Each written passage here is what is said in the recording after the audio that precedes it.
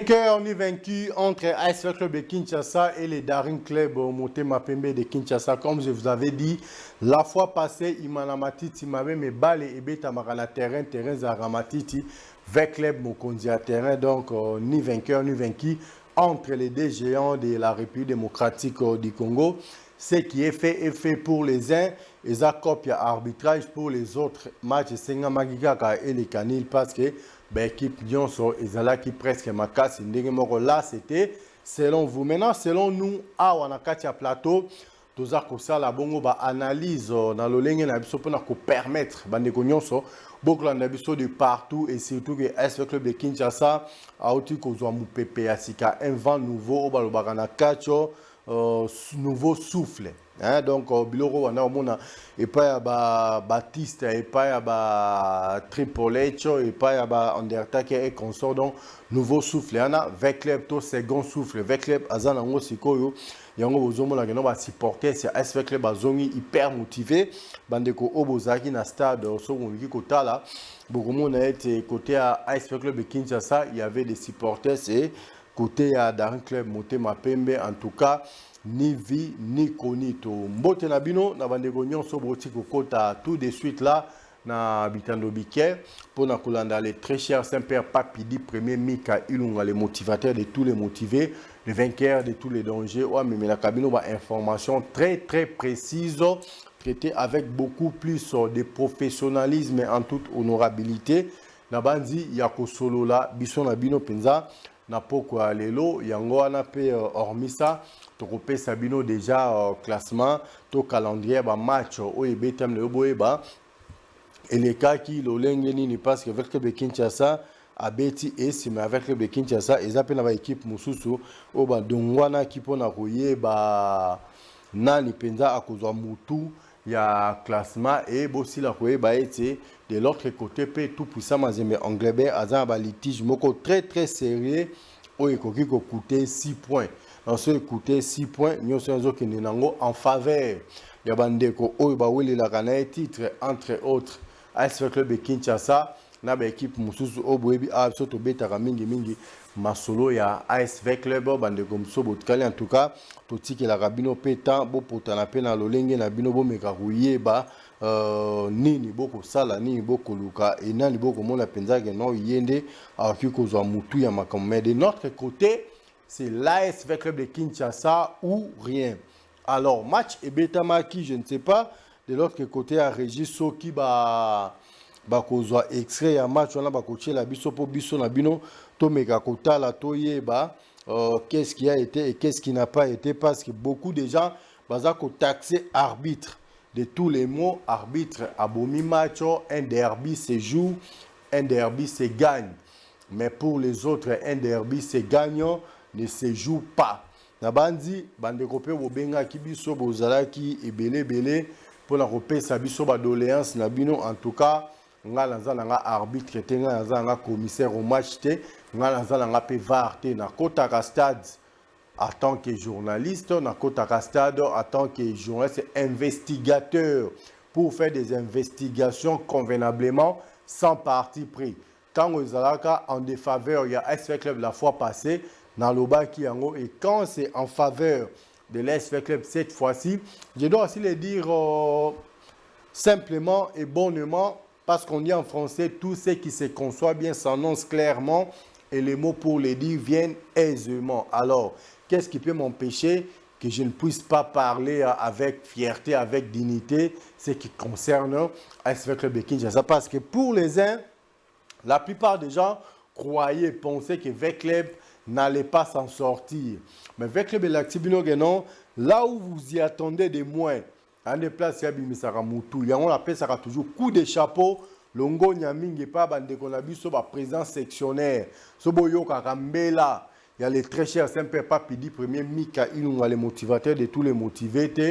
Les lobbies sont amenés masolo, il y a playoff, Torobeta, Angotemer.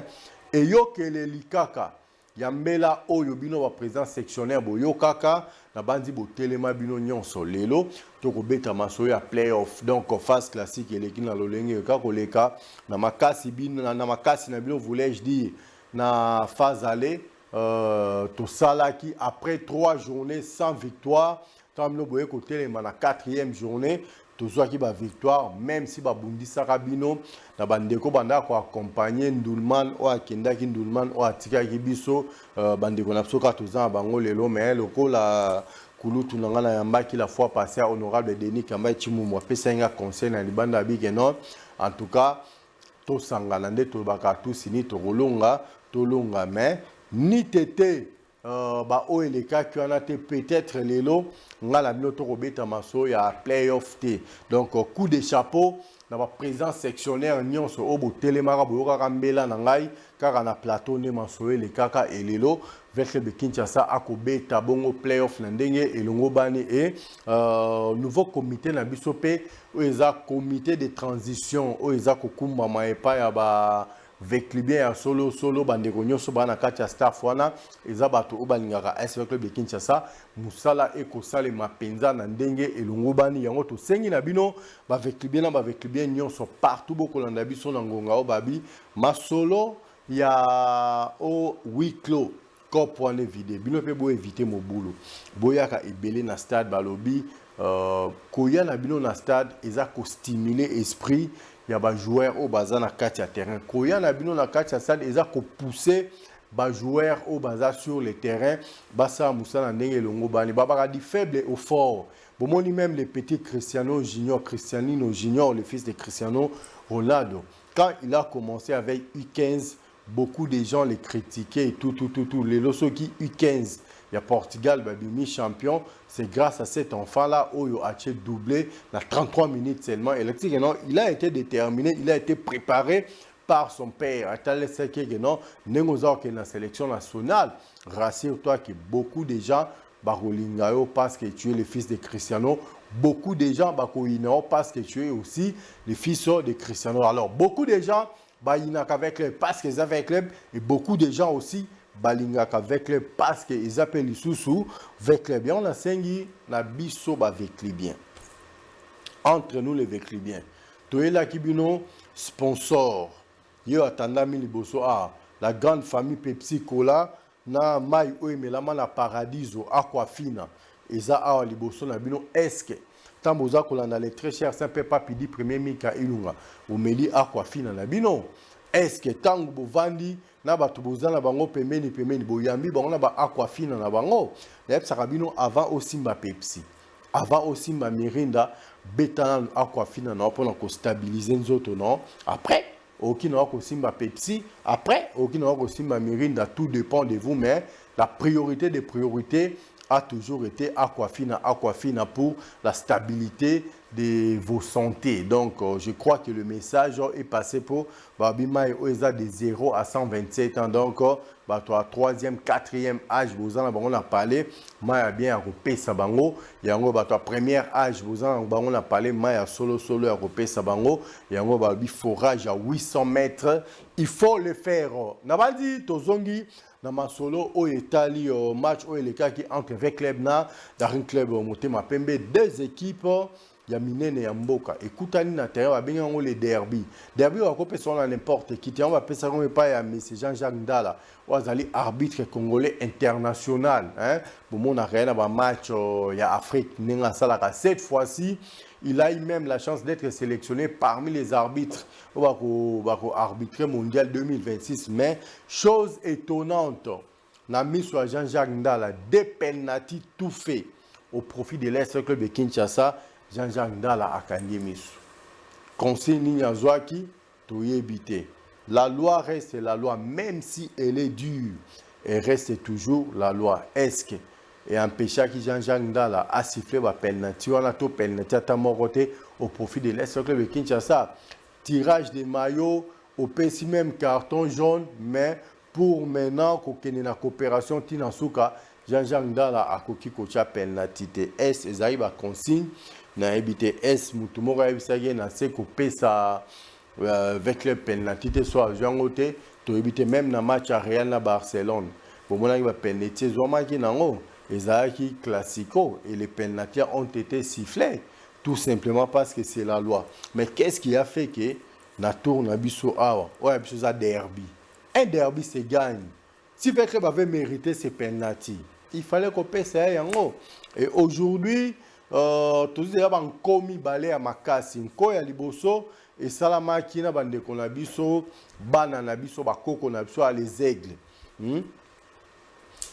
Si les aigles, un bi imaginaire, un bi fallacieux, un bi honteux. Et à la place que les aigles soient sanctionnés, parce que ni tété l'herbe volée, Mobulu pe ngage manasta doante ni tété bastadier à les aigles, babi mararosa la Mobulu te Mobulu ngage manasta doante. Là c'était une petite parenthèse, on a fongola qui na kanyango pe mbangu tozongi na na kati ya masolo pour na kosenga na avec libé, il faut savoir effacer un passé quand il est sombre. Ce qui est passé, mais la bande za mopandi na nga koto bozomo na nyama moko avanya na babi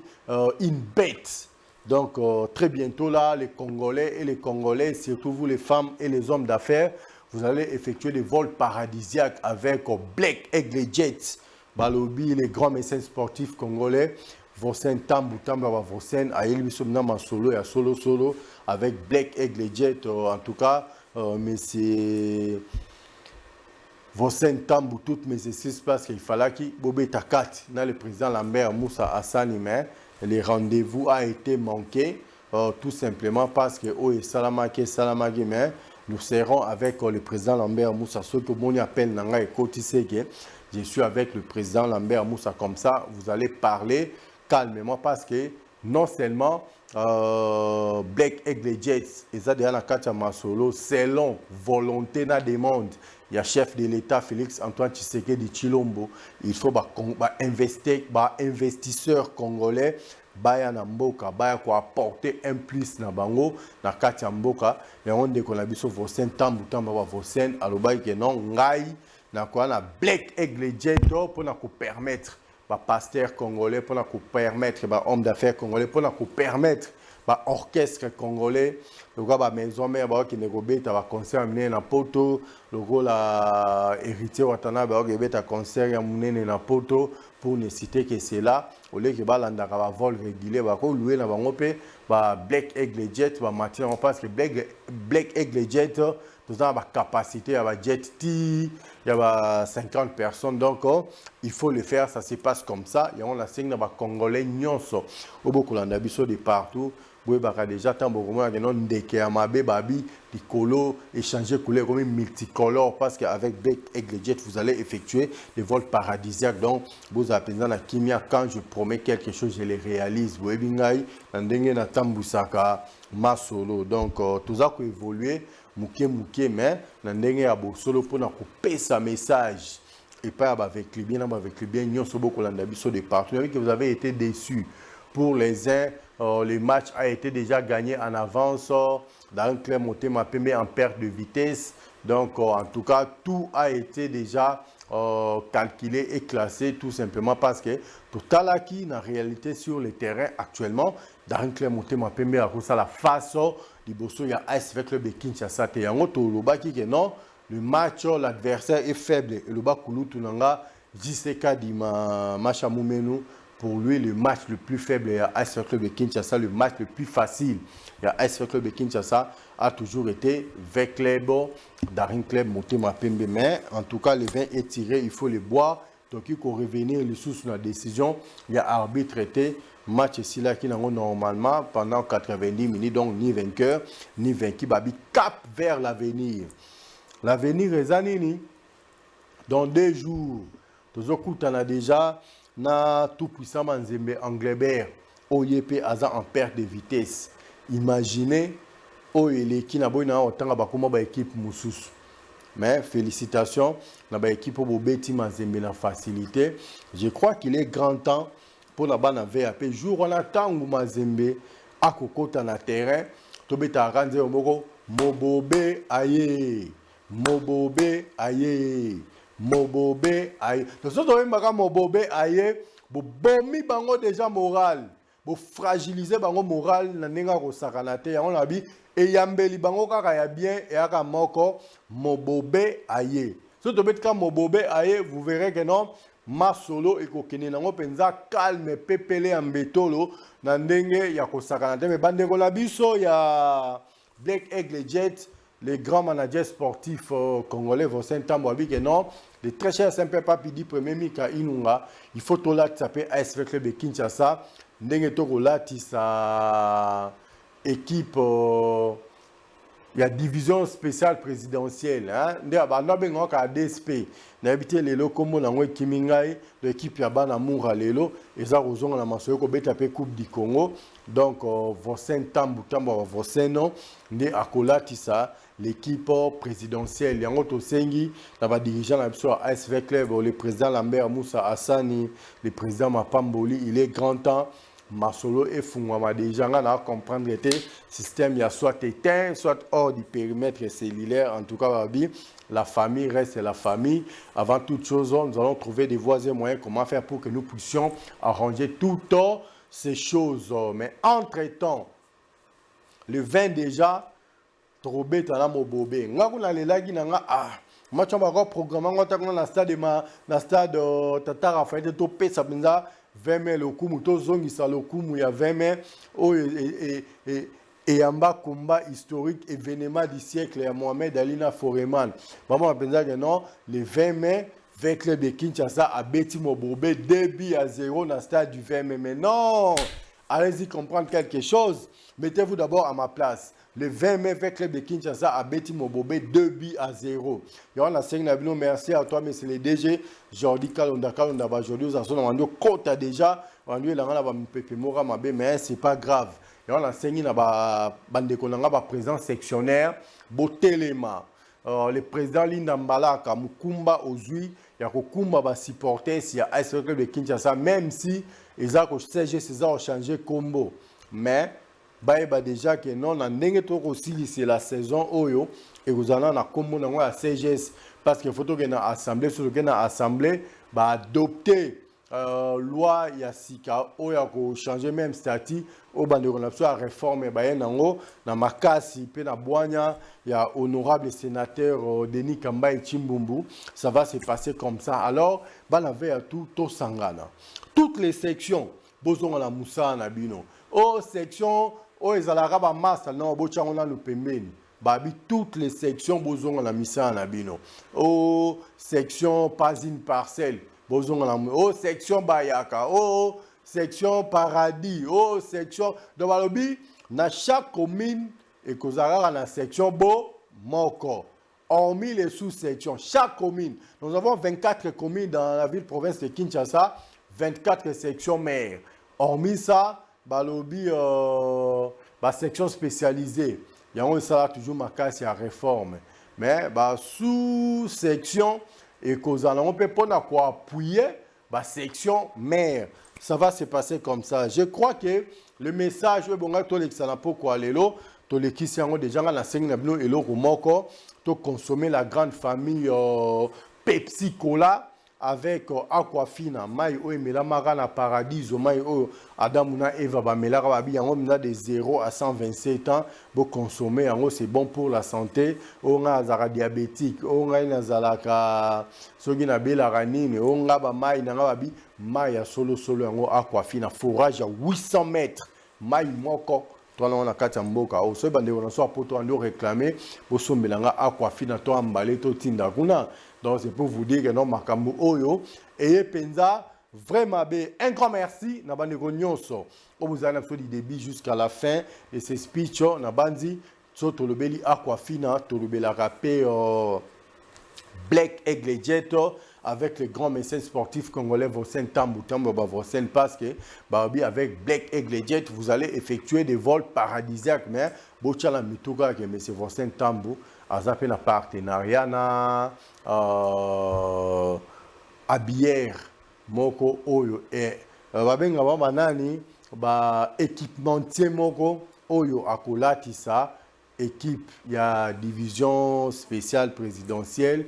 au tobenga lelo je crois banamour à quelque chose comme ça moko pe akolatisa déjà équipe nationale so mon équipe nationale kotimbala o na kati ya terrain boye ba non va réseau abeti wana avec monsieur Vosen Tambu ça se passe comme ça. Je profite également de cette occasion pour demander à tous les Congolais ainsi qu'à toutes les Congolaises d'adhérer à la Fondation Sacro Chimanga. Un grand merci à la Fondation Sacro Chimanga pour tout ce que vous êtes en train de faire pour la République démocratique du Congo. Vous n'avez jamais laissé les Congolais tout seuls et surtout dans un moment difficile où la Fondation Sacro Chimanga a été là pour répondre aux besoins de tous les Congolais ainsi que de toutes les Congolaises qui ont été des victimes. Je profite également de cette occasion pour dire un grand merci à vous, les papas de Jojo Samuel Chimanga, le président du Présidium Samuel Sacro Chimanga, Macha Moumeno. Pourquoi pas aller encore plus loin pour aller souhaiter un sublime et splendide anniversaire à toi, l'honorable le plus célèbre de la République démocratique du Congo, honorable Pacho Panda. Hein? Il y a Pacho pour les intimes. En tout cas, nous profitons de cette occasion pour te souhaiter sublime et splendide anniversaire à toi, l'honorable le plus célèbre de la RDC, Pacho Panda. Que le bon Dieu soit avec vous. Abakiselo, Lisusuya Mingi, Koleka. Nous sommes arrivés à la fin de notre speech de ce soir. Je ne peux jamais conclure cette émission sans pour autant dédier l'intégralité de cette grande émission d'excellence qui est présentée en toute honorabilité à toi, la très distinguée première dame de ma République, l'impératrice de mon empire, la reine de mon royaume, grand prêtre mère Bosso. Espérance Kaouma, Kaouma Yaba, espérance, la définition d'une beauté parfaite. Si tu n'existais pas, moi j'aurais dû te fabriquer pour que tu puisses exister pour moi. C'est la belle, précieuse perle noire et rare, grand prêtre mère Boss, espérance Kaouma, Kaouma Yaba, espérance. En tout cas, tout est bien, qui finit bien. Un grand merci à toi, véritable Mokonzi aux États-Unis, la très distinguée première dame des États-Unis d'Amérique.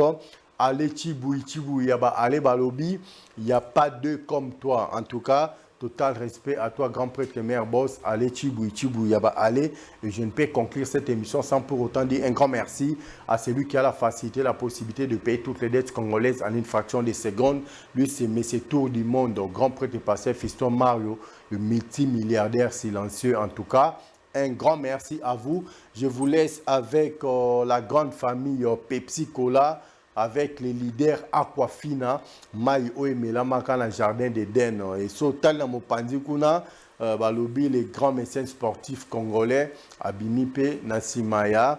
Black Aigle Jet, pour répondre à besoin des Congolais, on va effectuer un vol paradisiaque, le Tigibino et Longo. Na moi sport auto salaki pour na Black Aigle Jet. Un grand merci à vous. Quant à moi, je vous dis bye bye. On se retrouve demain pour un nouveau numéro. Merci.